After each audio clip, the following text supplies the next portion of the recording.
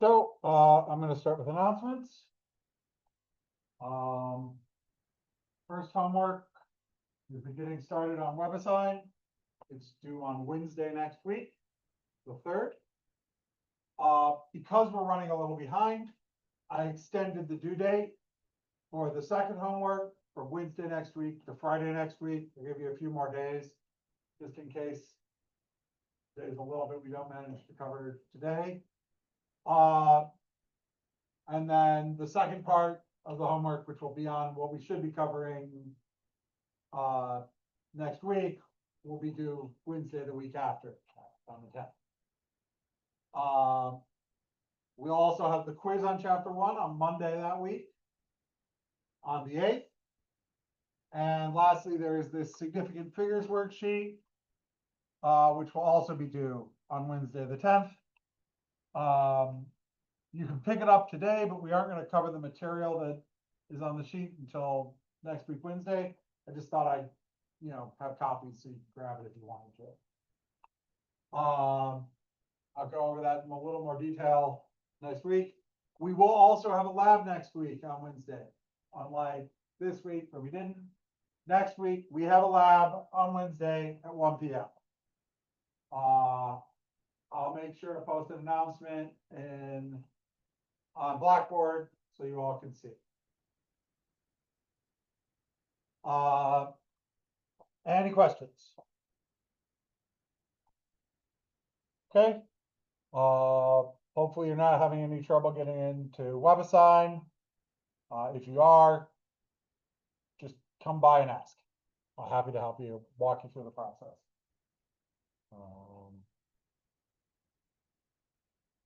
So we were talking about the metric system.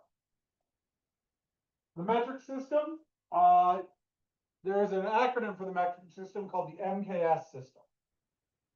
It's called the MKS system for the standard units of length, mass, and time, the meter, the kilogram, and the second.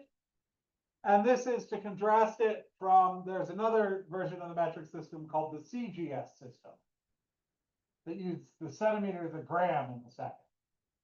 And it built all its units in a slightly different way. Like it thought about units in a slightly different way. It was very popular for a while, but it's not that popular anymore. But that's why it's called MKS as opposed to CGS. It's a base 10 system. It's decimal. This is a lot more convenient than US units, which have a lot of sort of random conversions, particularly because what actually exists in the US customary units is there's several systems that have all been merged into one kind of mess. And it's administered by the Bureau International des Poids et Mesures, which is the International Bureau of Weights and Measures in Paris. I apologize for my awful French pronunciation. It's been a very long time since I took French. And it's called the International System of Units, which is abbreviated as SI, because in French, that is System International, because they put the adjectives on the other side of the word. And there are 7 base units. Everything is built off of 7 base units. We will be using mostly the first 3. MKS, meters, kilograms, seconds. Most of the units we're going to deal with are derived from those. We will actually use Kelvin as well when we talk about temperature. So these are the fundamental units. By convention, they're regarded as dimensionally independent. These are the meter for length, the kilogram for mass, the second for time, the ampere for electrical current, which you've probably run into in amps on various devices. The Kelvin for temperature, which is like Kelvin degrees are the same size as Celsius degrees, but instead of Celsius starts at the freezing point of water, that's where 0 Celsius is. 0 Kelvin is at the lowest temperature there is, absolute 0. So the base unit is Kelvin. Then there's the mole, which is sort of a measure of the amount of a substance. It's a way to count how many molecules you have by weighing. So a mole is like a number, like a dozen, only much, much bigger. And lastly, there is the candela, which is a measure of luminous intensity, which does sometimes get used, but only by people in very specific fields.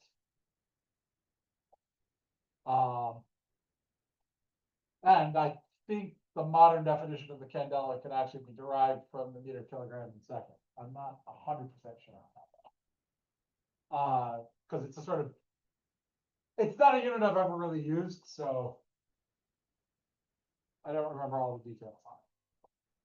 Now, the fact that the metric system is base 10 is very convenient, because our number system that we use to write numbers is also base 10.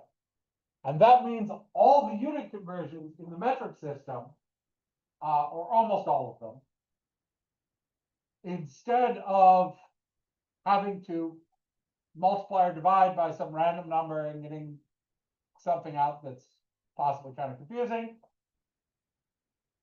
you need to multiply or divide by a power of 10, which means all you really need to do is move the decimal place.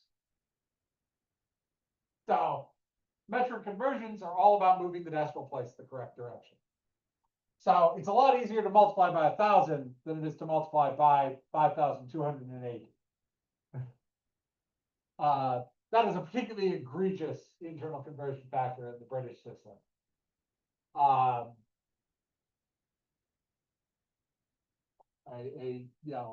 The number of feet in the mile didn't used to be 5,280. The Roman mile was 5,000 feet, but for various historical reasons, it ended up changing to that. But so, for example, a kilometer is 1,000 meters. A mile is 5,000, while on the other hand, a mile is 5,280 feet. 1 meter is 100 centimeters, while a yard is 3 feet or 36 inches. 1 liter is 1,000 milliliters, while a quart is 32 ounces or 2 pints, and a gallon is 128 ounces. The liquid measurement ones in US customary units aren't so bad. You're just multiplying or dividing by 2, so it's all powers of 2. The other thing the metric system does is it has a standard list of prefixes that you can apply to any unit to make a bigger version or a smaller version. And they correspond to a power of 10. So some common ones, mega. Mega is 10 to the 6th. It's a million. So you can have a megagram, a megabyte, a megasecond, a megaton, a megabuck. Kilo is 1,000. So kilogram, kilometer, a kilogram is 1,000 grams, a kilometer is 1,000 meters, a kiloton is 1,000 tons. Centi is 100th. So a centimeter is 100th of a meter. A centiliter is 100th of a liter. A centisecond would be 100th of a second, but it doesn't actually get used very often. And then milli is 1,000th. So a millimeter is 1,000th of a meter. A millisecond is 1,000th of a second. A milligram is 1,000th of a gram, and so on. And here's a more complete list. So if we have no prefix, there are actually a couple of prefixes for 10 and 100, but they're used very rarely. So you don't need to worry about them. We have 10 to the 3rd. That's kilo. And there's a complete list in your book on page 13, I think, unless they moved it. So kilo, that's 1,000. Mega, that's 10 to the 6th, a million. Giga, that's 10 to the 9th, a billion. And the next one up is tera, that's 10 to the 12, a trillion. And the one above that is penta, that's 10 to the 15, I guess it's a quintillion. That's, I think, the actual, I never remember. And then you can go the other direction as well, for smaller. So deci is a tenth. You see decimeters sometimes, you see deciliters sometimes. Not super common, but it does show up sometimes. Centi, most commonly, is going to be centimeters, hundredth of a meter, because a centimeter is a nice, useful unit. That's 10 to the minus 2, that's 100. Milli is 1,000. You have millimeters, milligrams, milliseconds. Then for a millionth, 10 to the minus 6, that's micro. The symbol for micro is the Greek letter mu, which looks like a U with a line on the front. So micro is 10 to the minus 6. 10 to the minus 9 is nano.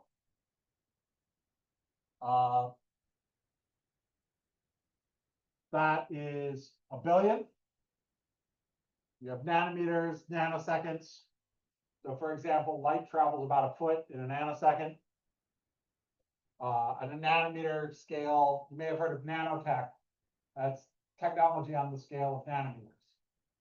Because nanometers is the scale of molecules. An atom is about like a hydrogen atom is about 1/10 of a nanometer. So things on the scale of nanometers are molecular scale. And then below that we have picometers, which is 10 to the minus 12. That's this, picometers, picoseconds, picograms. Those are things on tiny scales. Nanograms gets used sometimes, especially in like medicine. You'll see micro and nano in medicine doses. You think a dose of medicine is like so many micrograms. Well, you'll have milligrams, and then some really potent stuff you'll have micrograms, or maybe even, or if you're checking whether you've been exposed to something, you're worried about nanograms. One of the places that a lot of people get confused. So these, you could write these with a prefix. That's just a letter. Note that milli, 1,000th, is a lowercase m, and mega, 1,000,000th, is an uppercase m. Keep track of the difference.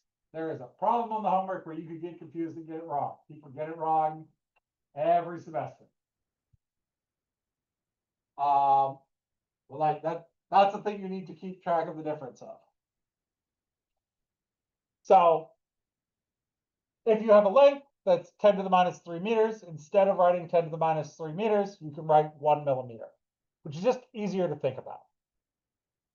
And the most commonly used prefixes are the ones that are every 1,000 to break things up. So here are some other metric units that get used. The liter is technically a non-standard metric unit. It's not one of the base 7. It's a unit of volume. The liter is defined as the volume of a cube that is 10 centimeters on a side. So 10 centimeters by 10 centimeters by 10 centimeters. So a liter of pure water will have a mass of 1 kilogram or 1,000 grams. And 1 cubic centimeter of water will have a mass of 1 gram. And a liter is 1,000 milliliters. So one of the nice useful conversions is that 1 cubic centimeter, 1 centimeter a cube, 1 centimeter on a side, so 1 centimeter cube is equal to 1 milliliter. That is always the case. They're just the same unit.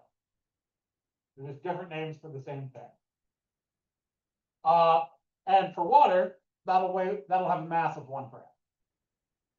So if you've ever seen like a kitchen scale, that will tell you like measure volume in milliliters. It's weighing it and converting and assuming you're basically putting water. So 1 milliliter will always equal 1 cubic centimeter for anything, for any liquid. But other liquids will not necessarily have a mass of 1 gram. So if you have a less dense liquid like alcohol, it'll be less than 1 gram. If you have a more dense liquid like mercury, that will be like 13 grams. 13 and a bit. 13.5. I don't remember the density of mercury on top. And a liter is a little bit more than a quart. So a quart is 0.946 liters, or a liter is 1.06 quarts.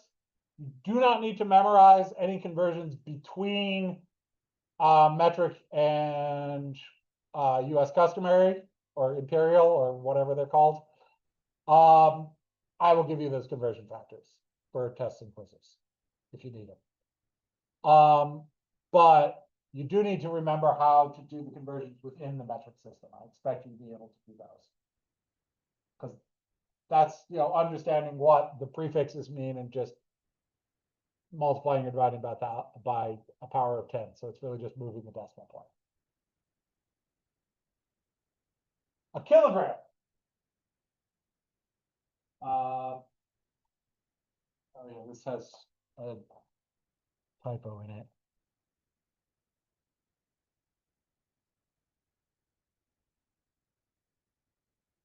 My math brain does not like how they wrote that out.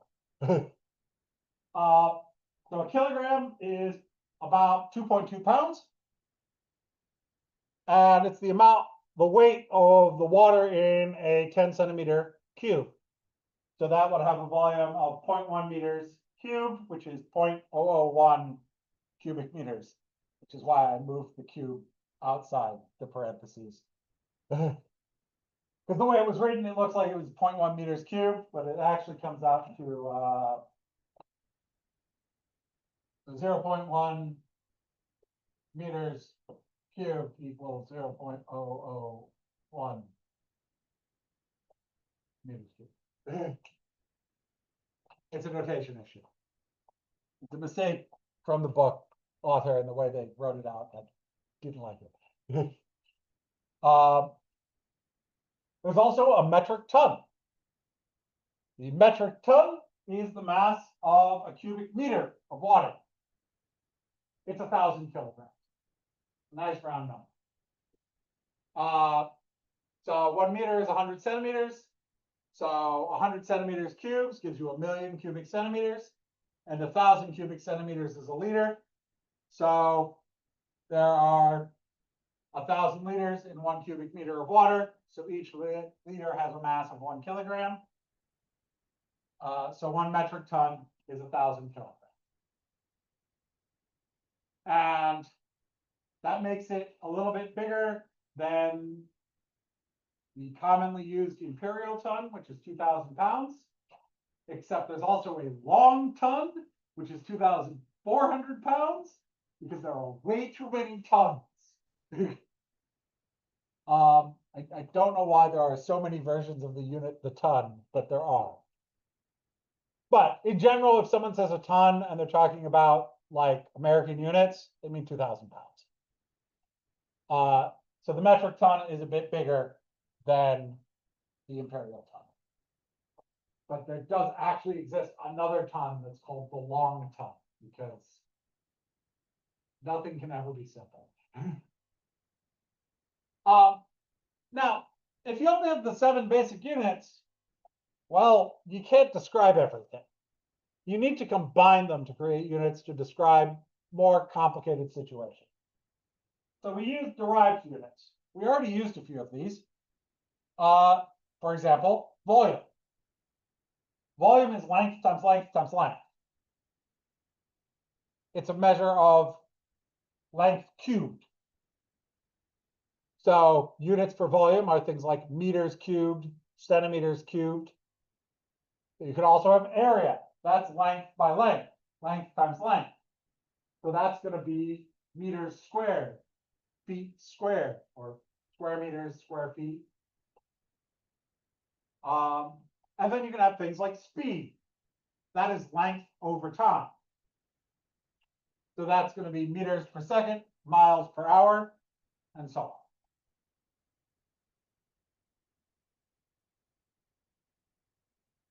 Now, an important thing that we're going to be using, and what our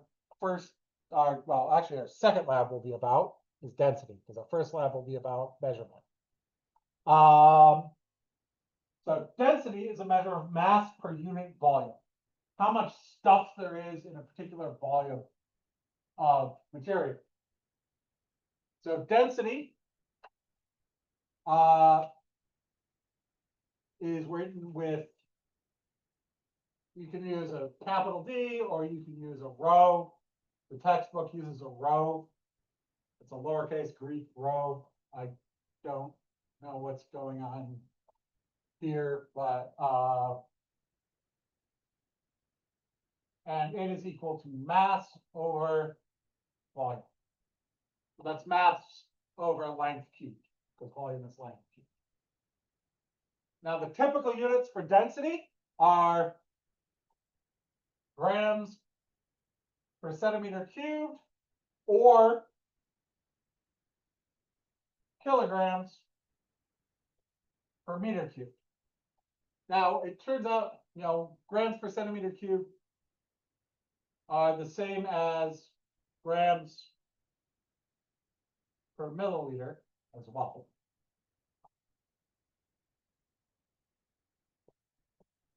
And it turns out most people use grams per cubic centimeter.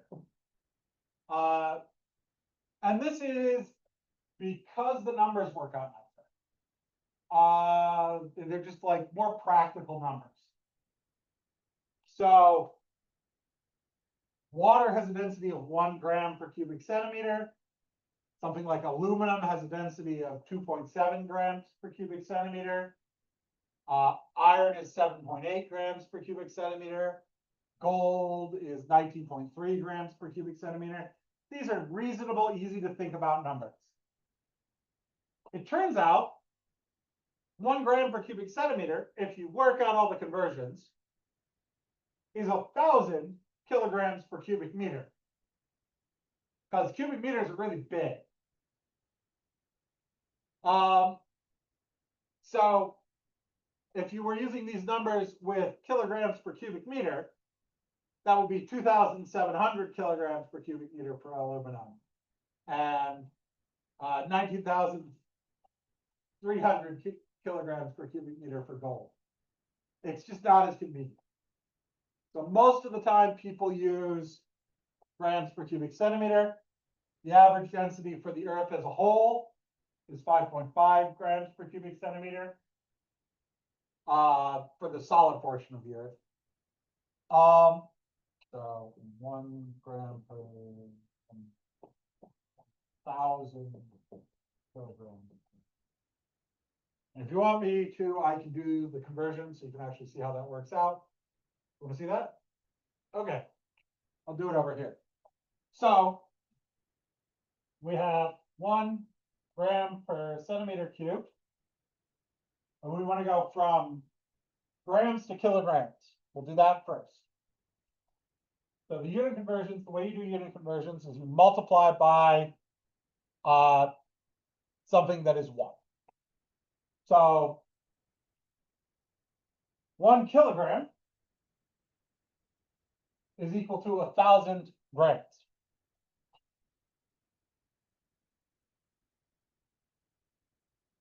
So now if I 1 kilogram divided by 1,000 grams, that's 1. I can always multiply by that. So here grams will cancel. So I'm going to get rid of grams. But now I need to get rid of centimeters. And there's 3 of them. So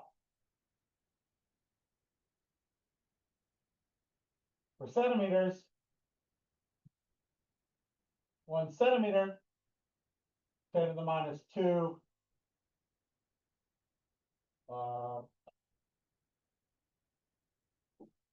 Actually, I will write this the other way around.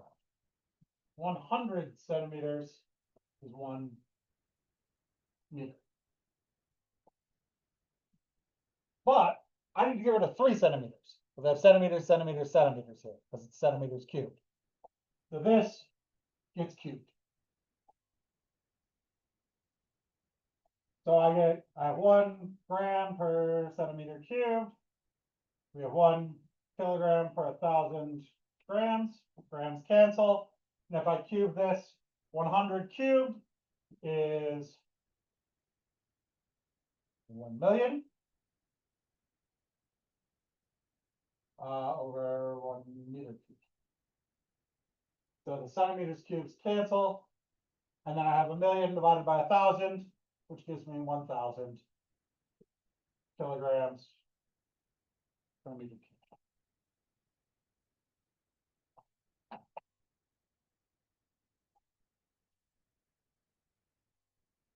Now, to measure liquid density, so to measure the density of a solid, you can weigh it and then figure out how big it is. To measure liquid density, we use something called a hydrometer. And this is a weighted glass bulb. You drop it in the liquid, the higher up it floats, the more dense the liquid is. The lower it floats, the less dense the liquid is. And it has a scale marked on it for the various densities. And so, for example, pure water is 1 gram per cubic centimeter. Seawater is 1.025 grams per cubic centimeter. So actually, in shipping, they tend to use kilograms per cubic meter because they're interested in the difference between 1,000 and 1,025. And that is a little nicer to work with. And the example of urine is 1.015 to 1.030 grams per cubic centimeter.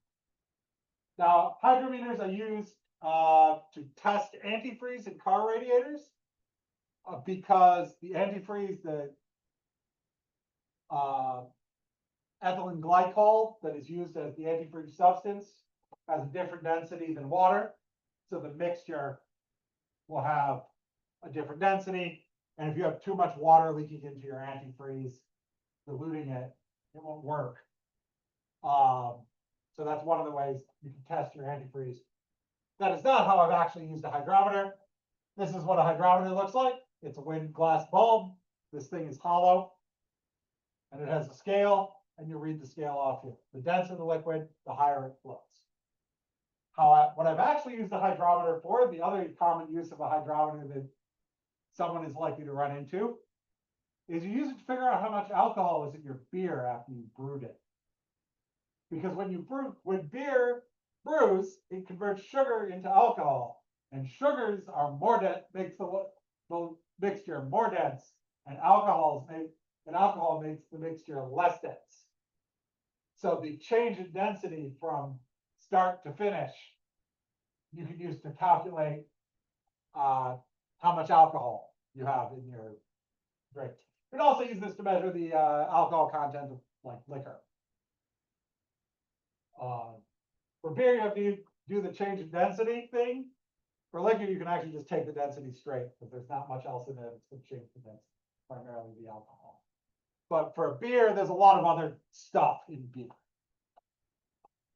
Now, when combinations of units get used often enough and they're complicated enough that we don't want to write them out all the time, we give them a name. We tend to name them after famous people who did stuff in the field. So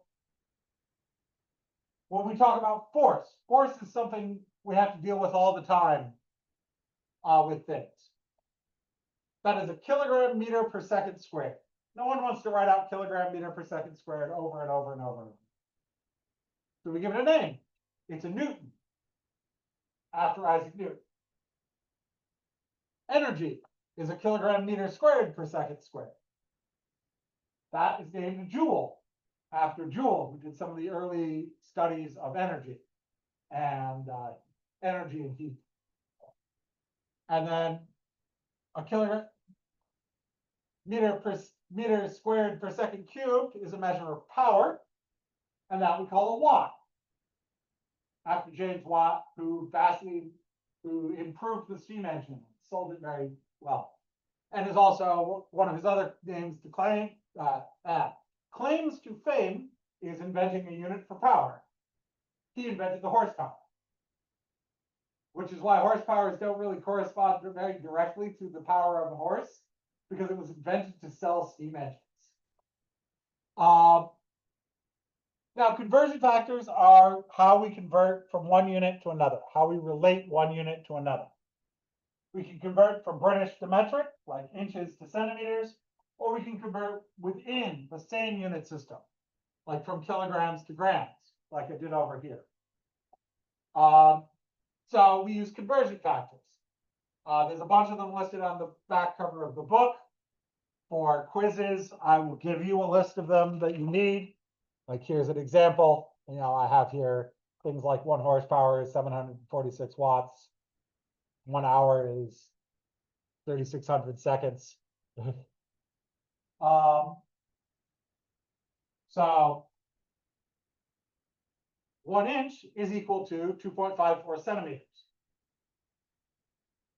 So 1 inch equals 2.54 centimeters is our conversion factor for inches and centimeters. So if we want to convert from inches to centimeters, or the other way around, we will use the ratio of 1 inch to 2.54 centimeters. Now, the general setup is that we have some given known unit, then we have a ratio set up so that the units we're trying to get rid of in the given cancel out. That usually means we put them in the denominator. And we'll multiply them together to find our answer. So if you were given meters and wanted to find kilometers, your ratio would be 1 kilometer over 1,000 meters.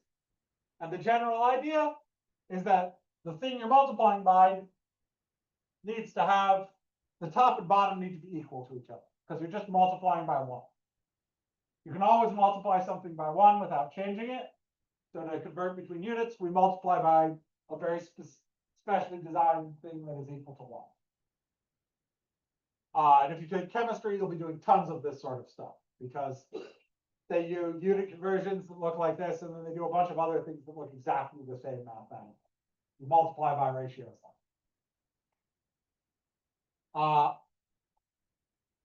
So here's an example. If you have 6,023 kilometers and you want to rewrite that in meters, because say you wanted to do a bunch of calculations for formulas that need meters. So a lot of the times for formulas, you need to convert things to the base units, because that's how the formulas are supposed to work.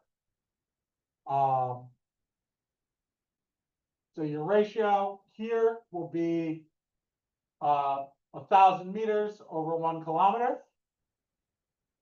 So 6,023 kilometers times 1,000 meters divided by 1 kilometer gives you 6,023,000 meters. And because it's a power of 10, all I did is add some extra zeros. I just moved the decimal point. And if I wanted to write this in scientific notation, I would have gone from 6.023 times 10 to the third to 6.023 times 10 to the sixth. So that's scientific notation. So one of the things that happens in scientific studies, we get very big and very small numbers. For example, the speed of light is about 3 followed by 8 zeros meters per second. That's 300 million meters per second. Earth is about 93 million miles from the sun. A virus is about 0.00002 to 0.00004 meters in size.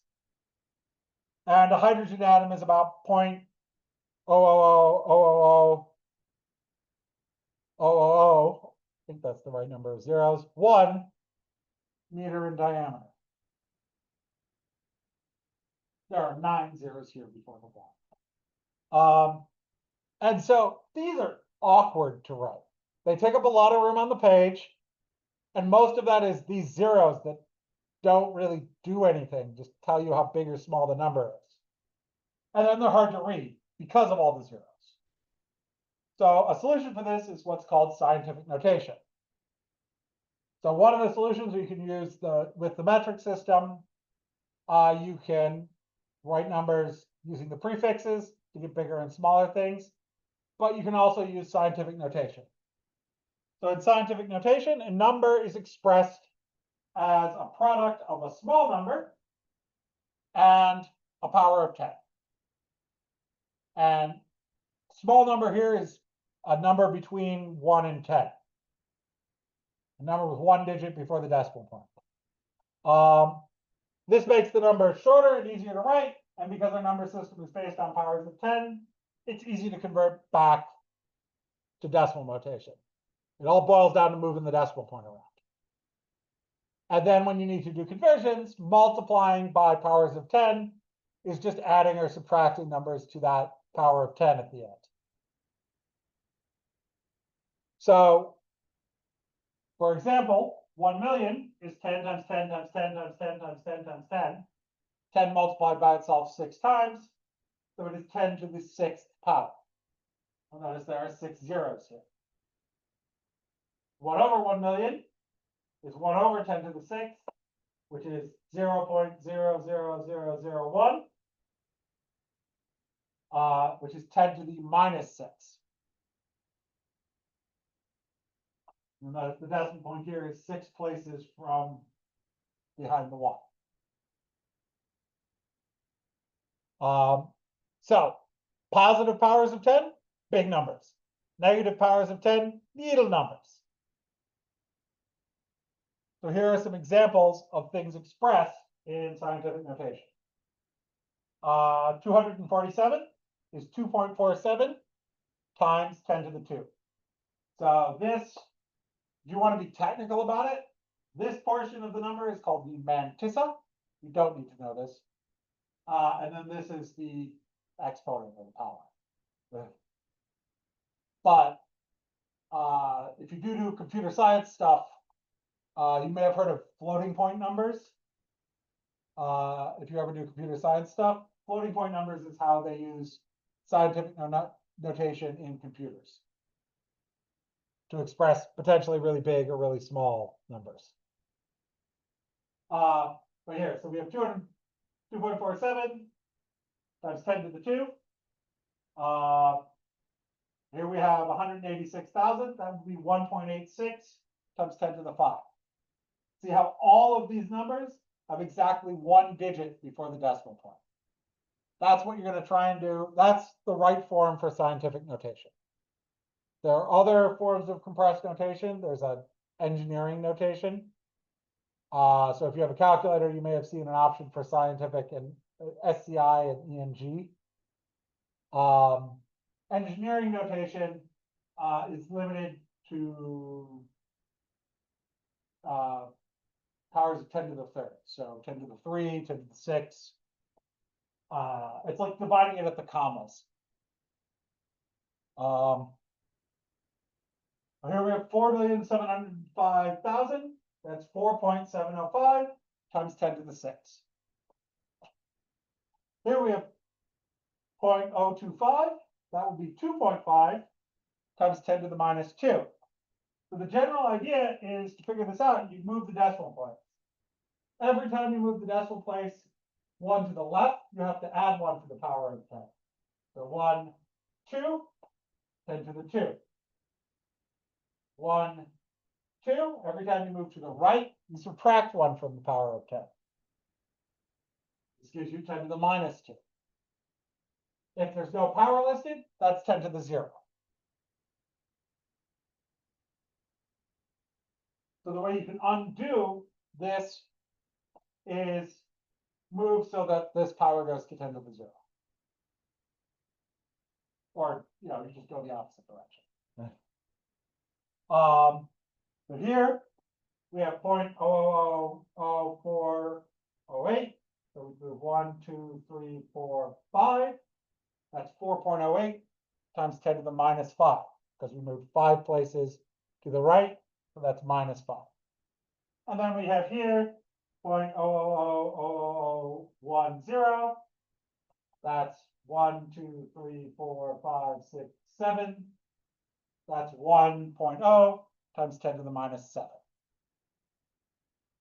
We move 7 places to the right, so we have 10 to the minus 7. Now, the distance to the sun can be expressed in several different ways. These are all the same number. 93 million miles, 93 times 10 to the 6 miles, 9.3 times 10 to the 7 miles, or 0.93 times 10 to the 8th miles, are all the same number. And if I don't ask you to write your answer in scientific notation, all of these would be considered correct, because they're the same number. They're all the same thing. However, if I did ask you to write the number in scientific notation, this is the one that is correct. That is the preferred one. So that is the scientific notation one.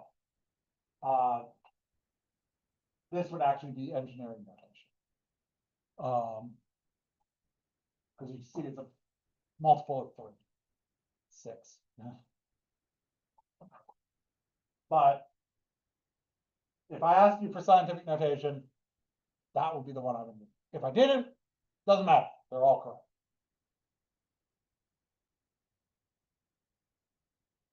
So the exponent, or the power of 10, gets increased by 1 for every place you shift the decimal point to the left. So 360,000, we need to move the decimal place 1, 2, 3, 4, 5 places to the left, and we'll get 3.6 times 10 to the 5th. And it's decreased by 1 for every place the decimal point is shifted to the right.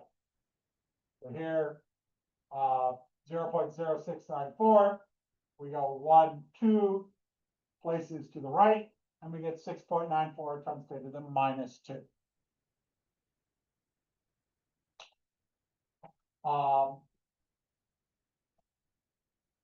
The intuition you need to keep in your head to make sure you're going the right direction. Positive exponents are big numbers, negative exponents are little numbers. So here are a few actual conversions. So let's convert some of these examples from the beginning to scientific notation. So the speed of light is about 300 million meters per second. That's 3 followed by 8 zeros. So how would you write that out in scientific notation?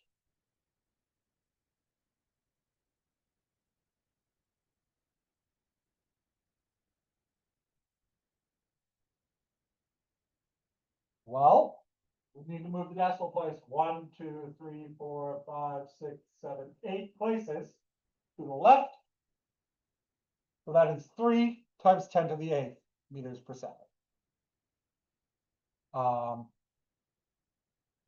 And this case, they rounded off at just 1 significant figure, but actually to 3 significant figures, it's 3.00 times 10 to the 8th. It's very close to 3 times 10 to the 8th. The Earth is about 93 million miles from the sun. So what would that be in scientific notation?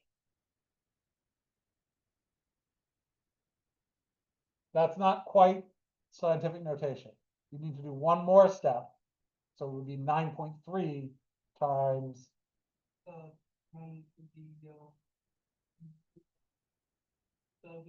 Yep. It's miles. It's just miles. So that'd be 9.3 times 10 to the 7. A virus is about 0.0000002 to 0.00004 meters in size. This has 7 zeros before the 2, and this has 6. Those convert to 2 times 10 to the minus 8 and 4 times 10 to the minus 7 meters. And a hydrogen atom is about 0.00001 meter in diameter. there are 9 zeros out between the decimal point and the 1. This one comes out to 1 times 10 to the minus 10 meters. And that actually has a name because it is a nice, useful unit to use when dealing with atoms. It's called an angstrom. So again, scientific notation, we move the decimal point to after the first non-zero digit. The number of places, if you move it to the left, it's positive. If you move it to the right, it's negative. So 950,000 becomes 9.5 times 10 to the 5th. So let's go through and do some examples. So this 0.0257, that's going to be 2.57 times 10 to the what?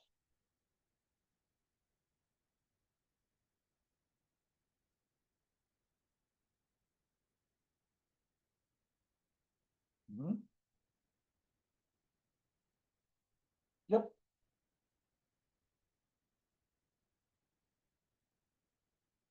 Here we have 125.6.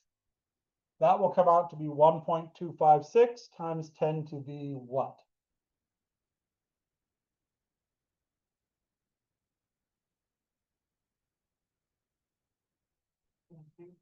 Yep. Here we have 93 million again.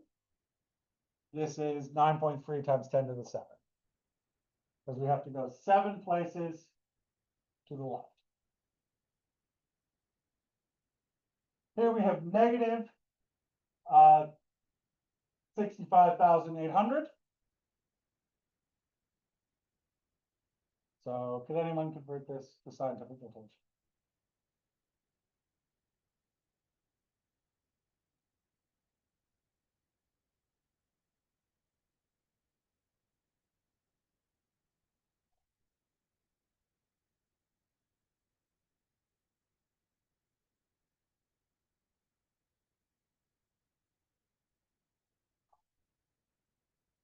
So it would be, so this is negative 6.58. So the negative sign just stays. Times 10 to the positive 4. Because we have to go 1, 2, 3, 4 places to the left. And then here we have 0.0000278. So here we would have to go 1, 2, 3, 4, 5, 6 places to the right. So that will come out to 2.78 times 10 to the minus 6.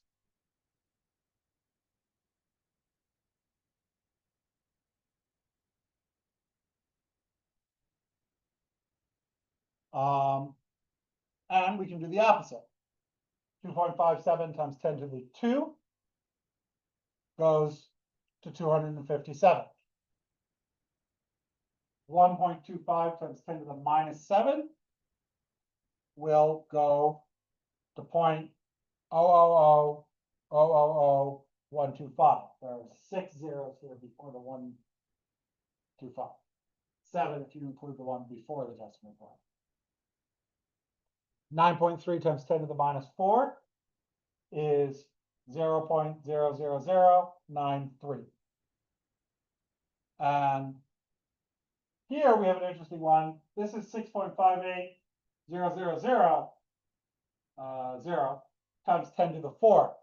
So if we move 4 decimal places to undo this, 1, 2, 3, 4, we still have some zeros left. So we have to keep those. So we would write this as 65,800.00.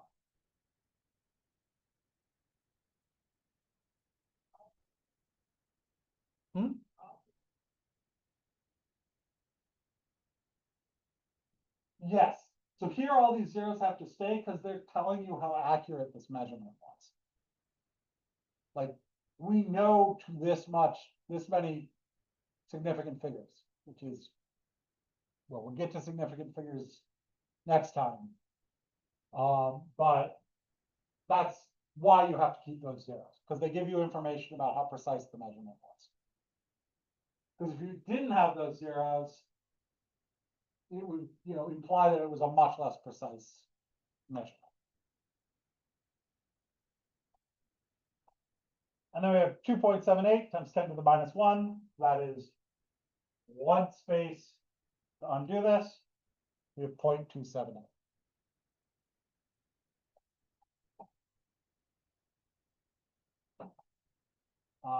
So this metric system, I think I've covered this already. So this is about conversions. These are the prefixes for the metric system.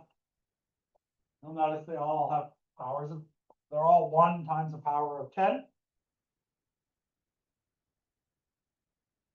So we can do some conversions. The 1 times 10 to the minus 3 meters can be written as 1 millimeter. This is the other way you can do very big or very small measurements. And when you interconvert, you should express these as simple ratios or proportions.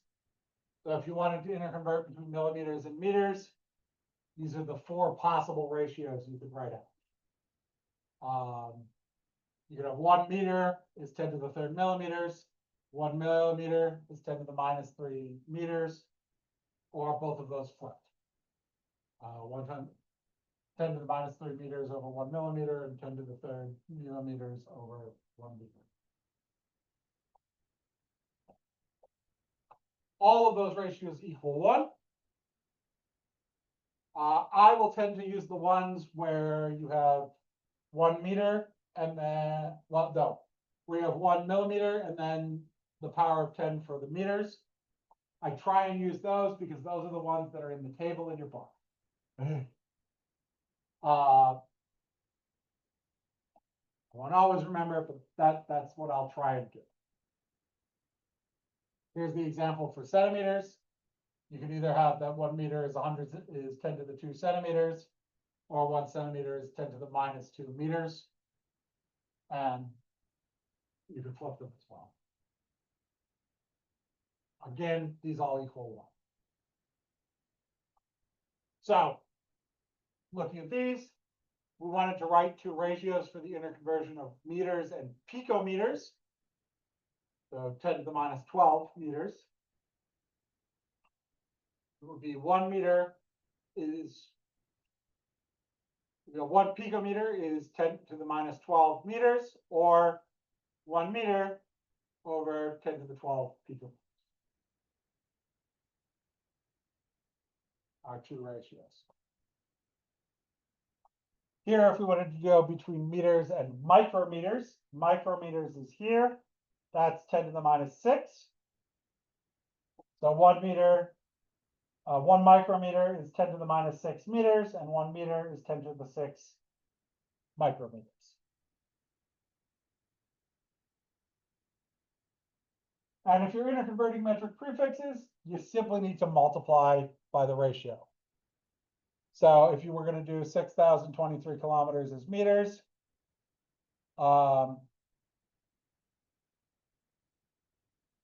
6,023 kilometers times 1,000 meters over 1 kilometer will give you the number of meters. Kilometers cancel, and we get 6.023 times 10 to the 6 meters, or 6,023,000 meters.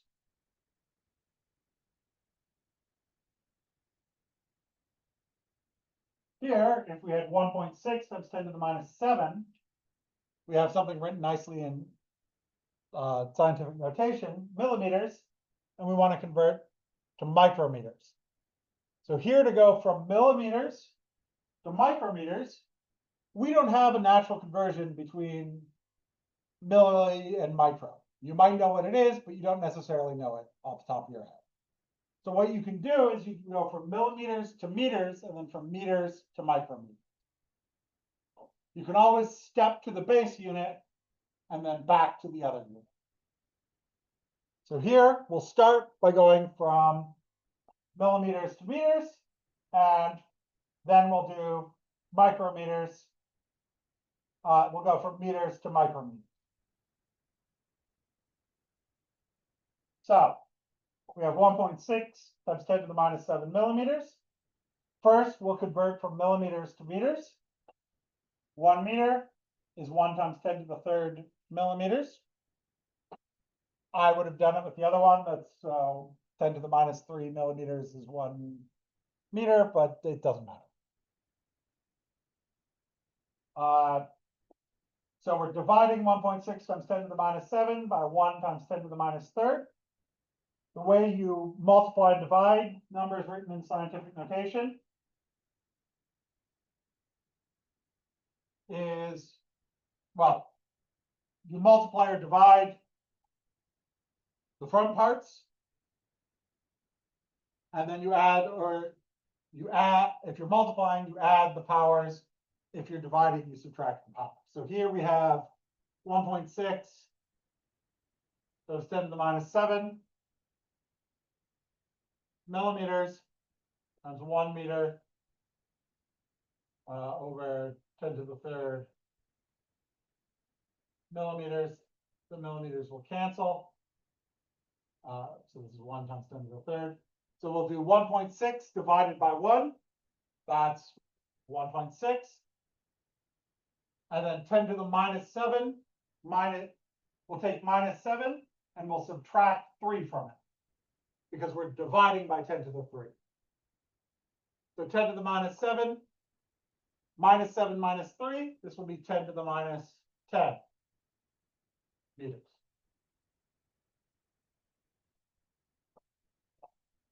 Now we're going to convert to micrometers. You could do this all as one big equation and multiply them all. So here, 1 micrometer is 10 to the minus 6 meters. Meters cancel. So now we have again 1.6 divided by 1, still 1.6. And then 10 to the minus 10 divided by 10 to the minus 6.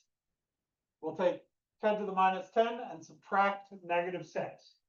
Subtracting negative 6 is the same as adding 6. So 10 to the minus 10 plus 6, 10 to the minus 4. Also, if you're doing it here, you could multiply these together before you divided. So this would be 10 to the third times 10 to the minus 6, which will give you 10 to the minus 3. So you'd be dividing by 10 to the minus 3, and you'd also get 10 to the minus 4. And this is micrometers. So 1.6 times 10 to the minus 4 micrometers. So in general, when you're converting between unit, various prefixes in the metric system, the only thing that's going to change is the power in scientific notation.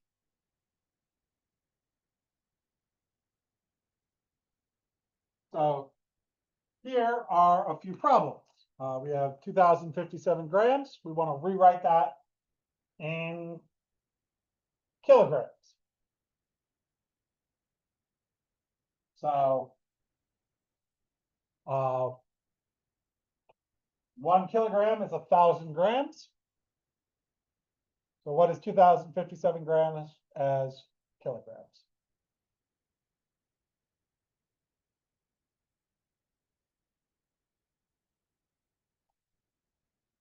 So 1 kilogram is 10 to the third grams, 1,000 grams.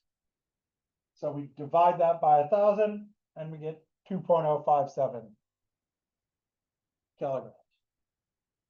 To go from grams to kilograms, we move the decimal point 3 places to the left. We have 1.25 times 10 to the minus 7 meters. We'd like to write that in micrometers. 1 micrometer is 10 to the minus 6 meters. So if we divide 1.25 times 10 to the minus 7 meters by 1 times 10 to the minus 6 meters, to get micrometers, we will get 1.25 times 10 to the minus 1, or 0.125 micrometers. Here we have 9.3 times 10 to the minus 4 grams. We'd like to write that as nanograms. A nanogram is 10 to the minus 9 grams.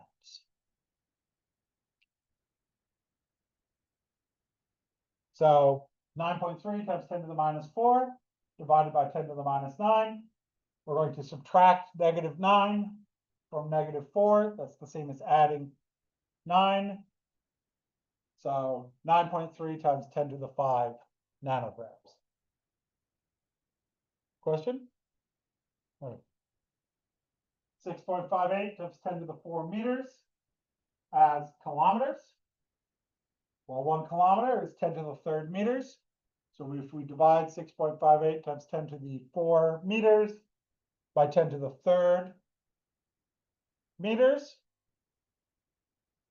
we get 6.58 times 10 to the 1, or 65.8 kilometers.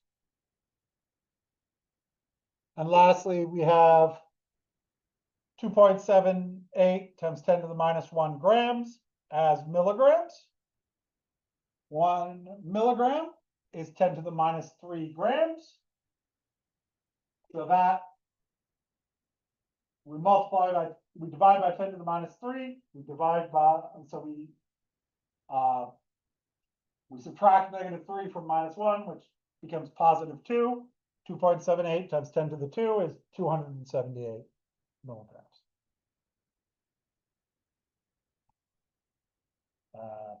If we multiply this by 1,000, basically, and we get 278. Any questions?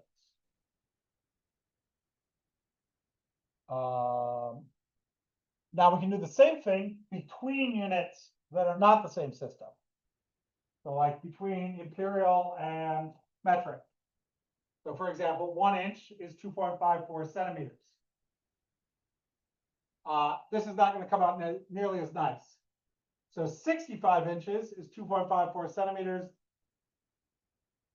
divided by 1 inch. We multiply such that the inches cancel, and we get 165 centimeters. If you do this on your calculator, you'll get 165.1, but we're rounding off to the nearest centimeter because we started with 65 whole inches. We should probably, we're trying to get a reasonable approximation of the precision. So in general, we choose or use a conversion factor that can be looked up. We'll arrange the conversion factor into the appropriate form, like 1 inch over 2.54 centimeters, or 2.54 centimeters over 1 inch. And you'll multiply or divide to calculate the answer. You want to be sure your units cancel out. And you want to use common sense. Centimeters are smaller than inches, so you should end up with a bigger number in centimeters than you had in inches, for example. So here, for example, we want to go from 50 kilometers per hour to miles per hour. Your conversion factor is 1 kilometer per hour is 0.621 miles per hour. Actually, it's 1 kilometer is equal to 0.621 miles. You don't actually need the per hour there. So 50 kilometers per hour, that's 6.21 miles per kilometer. That'll cancel the kilometers out and replace them with miles. And we'll get 31.05 miles per hour. Now we'll probably round that to 31. Because this is just 50 miles per hour.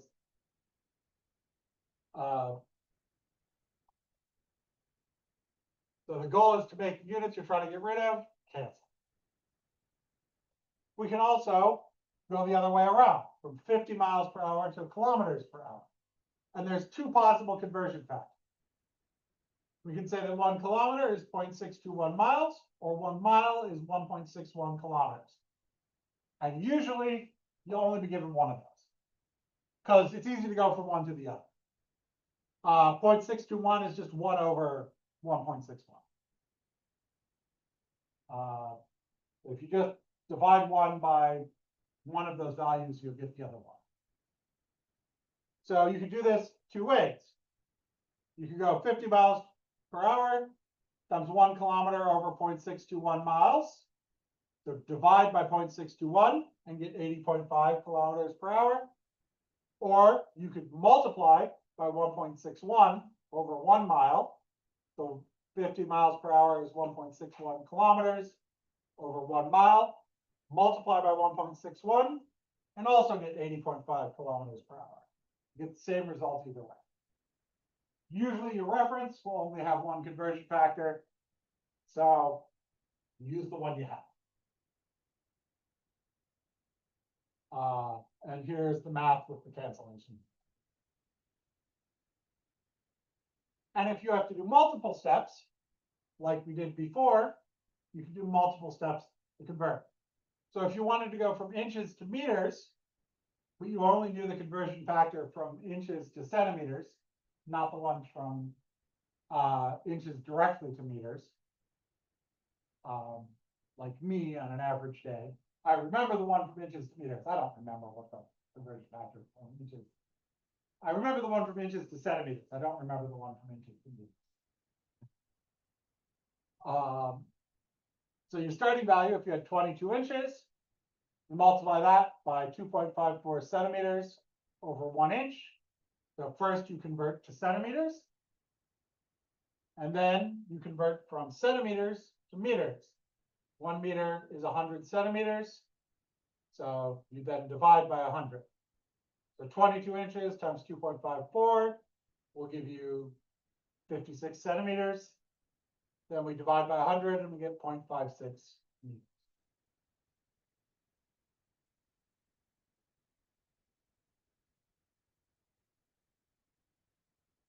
And we could express first in 10 in meters.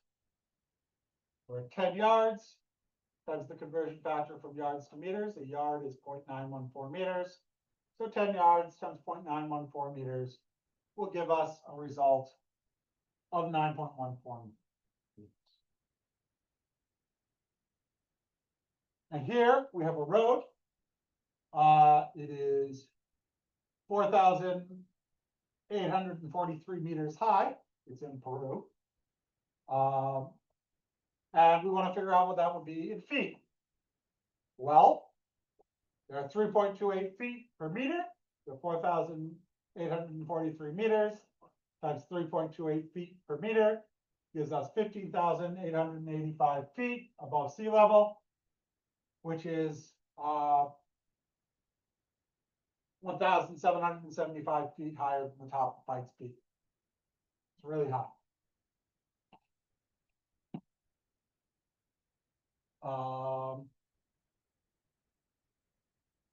Do you want to go through a few more examples of conversion, or can I just skip through these?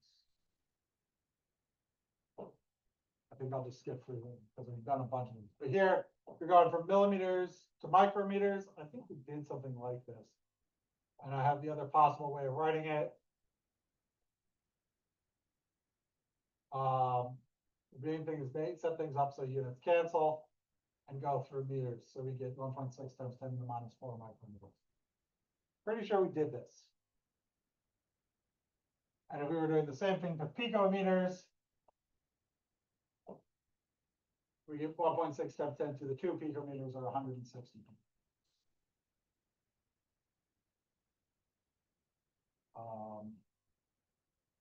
We're just about out of time, but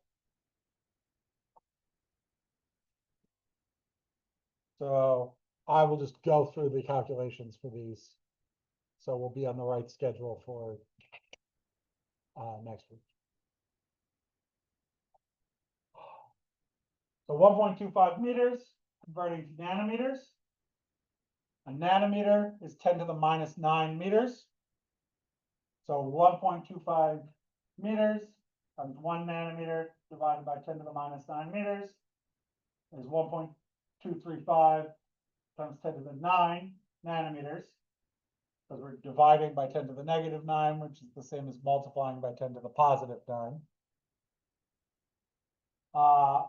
Or 1,235,000,000 nanometers. And we could also convert 1,235 centimeters to meters. 1,235 centimeters. 1 centimeter is 10 to the minus 2 meters. So we multiply by 10 to the minus 2. We move the decimal place 2 places to the left. This is 12.35 meters. Because there's 100 centimeters. And here we have converting 6 foot 5 inches to centimeters. While 6 feet, each foot is 12 inches. So 6 feet is 72 inches. Because 6 feet, that's 12 inches per foot. That's 72 inches. Then we have to add another 5 inches. So 6 foot 5, 6 foot 5 inches, that's 77 inches total. Now we can convert that to centimeters. We have 77 inches times 2.54 centimeters divided by 1 inch. Plug that into your calculator, you get 195.58 centimeters.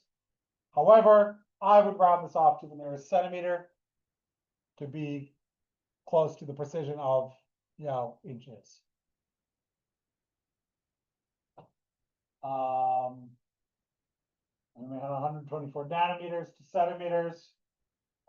So 124 nanometers times 10 to the minus 9 meters over 1 nanometer times 1 centimeter over 10 to the minus 2 meters.